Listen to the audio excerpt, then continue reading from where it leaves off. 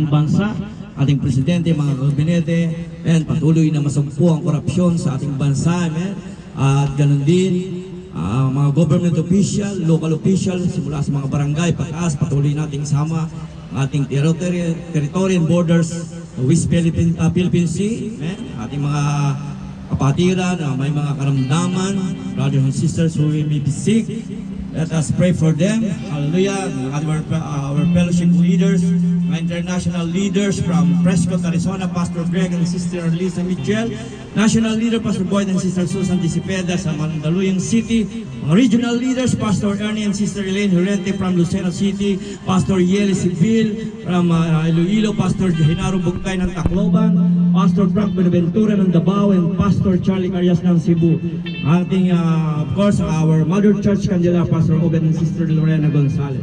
Ating mga missionary sa Vietnam, Pastor Duen Bandao, Pastor Kanin Pongtay, Pastor An Yugnian, Pastor Sean and Toy Dip, and sama natin sa panalangin, amen, Pastor Jonathan and Mel Pascua sa Ilat, Israel, at ang inyong lingkod, Pastor Frederick and Sofia Malaluan, Dubai, Pastor Anjuri and Joy Feliciano sa Cambodia, from Pastor Tai Phi Tran ng Finland, and other missionaries all over around the world na patuloy nating isama sa panalangin, na patuloy na sangkapan ng Panginoon, at pagpalain ng Diyos ang gawain sa gabing ito, amen, maging malaya, kumilos ang banal na Espiritu, maranasan natin ang bawat isang personal encounter ng Panginoong Hesus, at nawa magligtas pa ng mga kaluluwa, maglaki ng mga genuine convert na patuloy na susuporta sa gawain dito sa Dubai. Once again, ay po'y sabay-sabay na manalangin, itaas natin sa Panginoon. Kung tayo may mga personal prayer, sa ngayong gabi, pabot natin sa ating Diyos, ang Diyos natin ang buhay. Nakikinig siya at handa siyang tumugon sa ating panalangin. Let us bow our head and pray. Hallelujah. Sabay-sabay tayong manalangin. Praise God. Hallelujah. Dakilang Diyos, maraming salamat, Panginoon, sa gabi ito, Panginoon. Lord, tunay nga, O Diyos, patuloy kang kumilos sa buhay ng bawat isa, Panginoon. Ngayong gabi, samahan kami na yung banal na Espiritu at ang mga nabanggit na mga prayer request, Lord. Katagpuin mo ang pangangailangan ng bawat isa. Oh, hallelujah. Lalo higit na kami mga leader. Ang leader ng aming bansa. Patuloy mo silang samahan, O Diyos, ang leader ng iglesia nito, Panginoon. Patuloy mo silang samahan, ang gamitin silang mightily sa iyong banal na gawain ng Lord God, ang pangangailangan ng iyong mga anak. Lord, hallelujah, may mga problema sa pamilya, Panginoon. Problema, Panginoon, sa trabaho. Lord, tunay nga ikaw ang Diyos na tumutugon sa aming mga panalangin. Lord, hindi maiksin yung mga kamay. Ano ang pinagdadaanan ng bawat isa ngayong gabi, Panginoon, gumawa ka ng himala sa buhay ng bawat isa. Touch their heart, God, and steer the hearts of man. Oh, hallelujah, ikaw, O Diyos, ang mahayag, Panginoon, sa aming kalagitnaan ngayong gabi. Lord, inangkin namin ang tagumpay sa mga pangyarihang pangalan ni Jesus. Amen and amen. Hallelujah. Manatili pa tayo nakatayo. Amen. Ako na lamang po ang mananalangin. Hallelujah. Heavenly Father, in the name of your Son Jesus, through the guidance of the Holy Ghost, once again we bow down before you, Lord. And we ask forgiveness, O Lord, kung may nakikita kang karumihan sa puso ng bawat isa. May nasambit ng aming labi, nakita ng aming mga mata, naisip ng aming nabulay ng aming mga isipan, Panginoon. Kaya hindi nagbigay kaluguran sa iyo, Diyos, patawad po ang samo namin, Panginoon. Kung mayroong mga nagkasala sa amin, Lord, pinatatawad namin sila, O God, at inaangkin namin ang kapatawaran, ay pinagkaluguran sa amin kami malaya nang makakalapit sa trono ng iyong biyaya. Father God, ngayong gabi, patuloy mo kami samahan ng iyong banal na Espiritu, kung patuloy na maranasan, Panginoon, sa aming kalagitnaan, ikaw ang siyang mataas, O Diyos, hindi ang aming mga sariling, Father God. And Lord, we claim the victory and we give you the highest praise of worship, honor, and thanksgiving in the name of your mighty Son, Jesus, through the guidance of the Holy Ghost. And all says, Amen and Amen. Palakpakan natin ang Panginoon na tayo po. Amen. Hallelujah. Bago tayo maupo, hallelujah, batiin natin at kamayan ng bawat isa habang inaawit natin ang Freedom of Sorrow.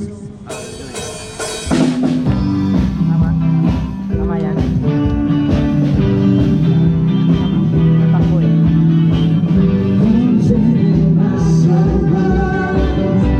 trading my sin.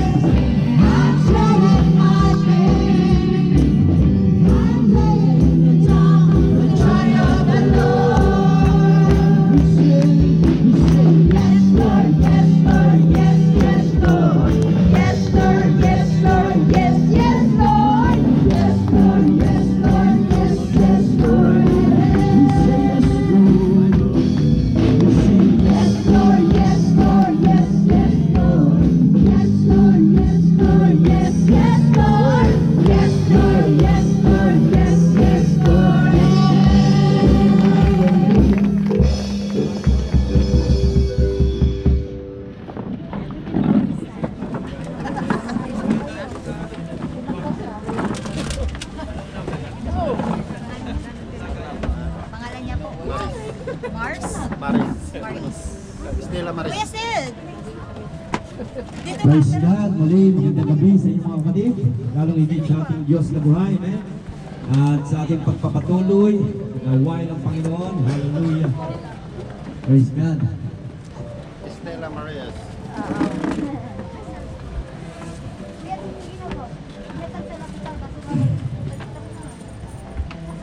Ay naman po ay dadako sa isang bahagi ng gawain, amen, kung saan po ay meron pong isang kapatiran, amen, magbibigay po ng kanyang life testimony kung paano siya pinago ng Panginoon, kung paano siya nakakilala, amen.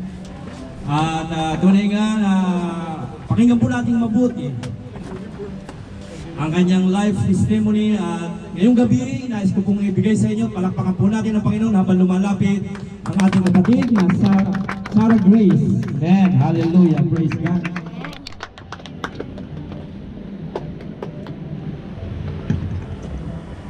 Magandang gabi po sa inyong lahat. Mapagpalang gabi po sa inyong lahat, brothers and sisters. Amen. Ako po si Sarah Grace po. Dati na pong umaatin sa Pilipinas po na born again na rin po since born. pero dumarating din po yung panahon na minsan, hindi ko alam bakit, minsan hindi po ako umaate na basta ganun po. So i-share ko lang po yung yung pagpapala at pagpapalo na dumating po sa akin. Meron din pong pagpapala at meron din pong pagpapalo. And then, una po, simula po nung iniwan po ako ng asawa. Wait ka na lang. Bakit? Sorry po. Nanginginig po. Simula po nung iniwan po kami ng asawa ko, ng mga anak ko, sinisi ko po si Lord. Kasi alam ko po na hindi po ako nagkulang sa Kanya. Pagsamba, halos sambahin ko po siya lahat-lahat. Pamilya ko po. Sumasamba din po sa Kanya, pero hindi ko po alam bakit binigay niyo po at hinayaan niya masira ang pamilya ko. And then noon po, nung panahon na yon, dumating po yung sa madaling araw, umiiyak na magigising ka na lang po ng madaling araw.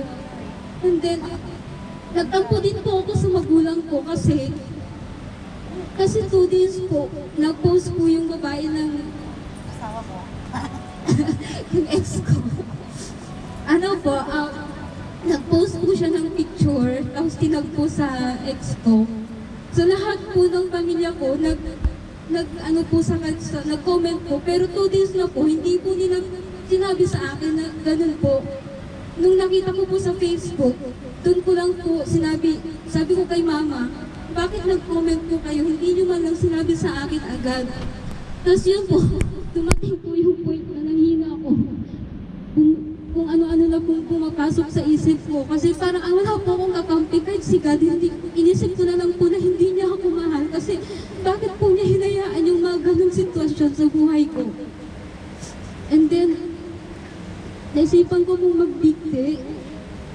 Lahat po is ready na po. Empty na po yung brain ko po. Talagang gusto ko na pong mawala. Sabi ko kay Lord, ikaw lang po bahala sa mga anak ko. Bago ko po inayos yung tali dun sa toilet po. Talagang, nag-pray pa po ako, po kay Lord, na sabi ko patawarin po ako sa lahat ng gagawin ko, Lord.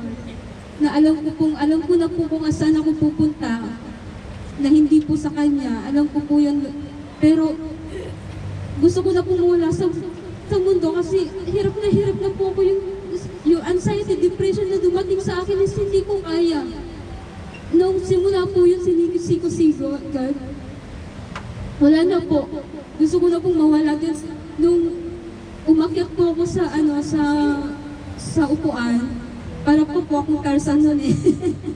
Tinry ko po kung ano pa siya, kung matibay ba talaga yung pagkakalagay ko.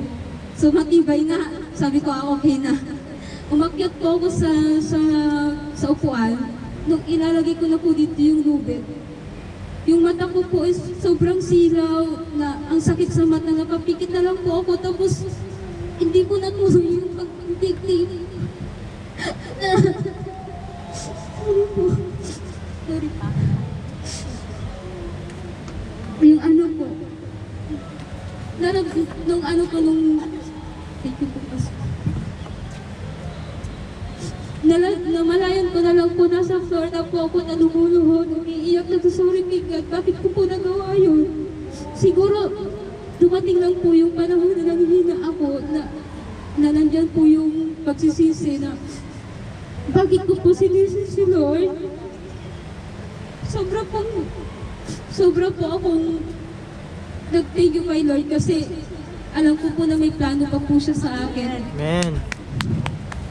Tapos po, nung dumating po yung amo ko po, nakita po niya ako sobrang iyak po ako, sigaw ng sigaw dun sa toilet. Tinawagan niya po agad yung amo kong babae. Tapos tinanong ako ng amo kong babae, what happened, sabi niya. So pinuwento ko po sa kanya. Sabi niya po sa akin, "Oh, it's okay, that's only man." Sabi niya, "You have a children." So after nun po, dinala po niya ako dun sa kaibigan ko. Sabi niya sa kaibigan ko, "Dito muna si Sarah," sabi niya po. Then, yun po, tinrate po nila ako na, pero hindi po mawawala talaga yung sakit. Na pag mag-isa ka na lang sa room, is iiyak ka na lang.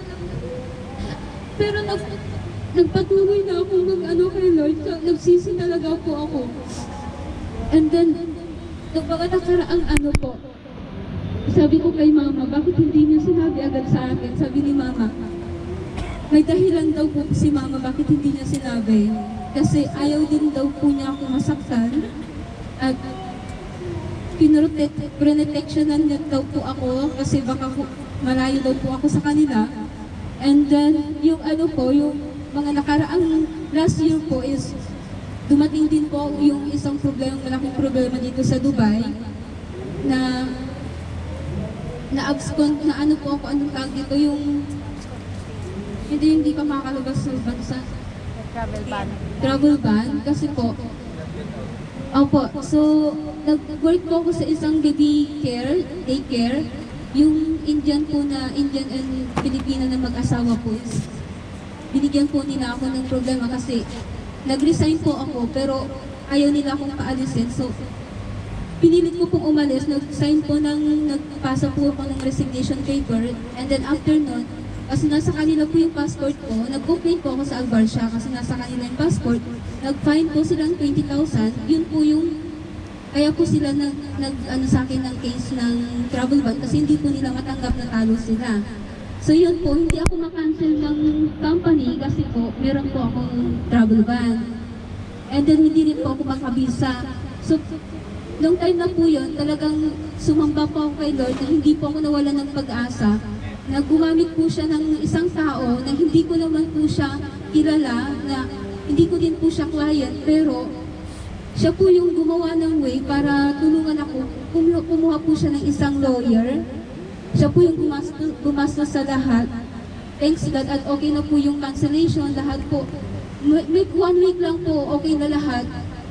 Nung nagtiwala ko kay Lord, lahat po binigay niya, hallelujah. And then nung mga panahong ano po, alam ko po na dumarating po tayo sa point na minsan nagsisiro balance po tayo, pero nagtitiwala tayo sa Panginoon na may darating.